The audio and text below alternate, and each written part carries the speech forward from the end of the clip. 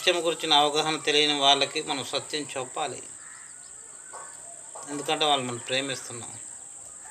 పిల్లల్ని మనం దండిస్తారా ఎందుకు? వాళ్ళు క్రమశిక్షణ పెట్టి వాళ్ళు మంచి మార్గంలో నడిపించడం కోసం. అదేవిధంగా మనం చెప్పే సువార్త వాళ్ళకి ఈరోజు కష్టంగా అనిపించచ్చు, కానీ శాశ్వత కాలం నిత్య జీవాన్ని ఇస్తుంది. ప్రకటించడం మన ధర్మం. ఎందుకనగా చూస్తూ చూస్తూ ఒకరు మన ముందు ఒకరు చనిపోతూ ఉంటే మనం చూస్తూ ఊరుకోలేం కదా. అలాంటిది భూమి మీద జీవితమే అలా అనుకున్నప్పుడు శాశ్వత కాలం ఉండి ఆత్మ నిత్య నరకాగ్నికి వెళ్ళిపోతుందని తెలిసినప్పుడు మనం మౌనంగా ఉండడానికి వెళ్ళేది. ఖచ్చితంగా సువార్త గురించి మనం చెప్పాలి. అది దేవుని చిత్తం. విన్నారో వినకపోవడం లేదనేది వాళ్ళ ఇష్టం, కానీ వాళ్ళ యందు మన ప్రేమ అనేది మనం కనపరచాలి సువార్త ప్రకటించడం ద్వారా.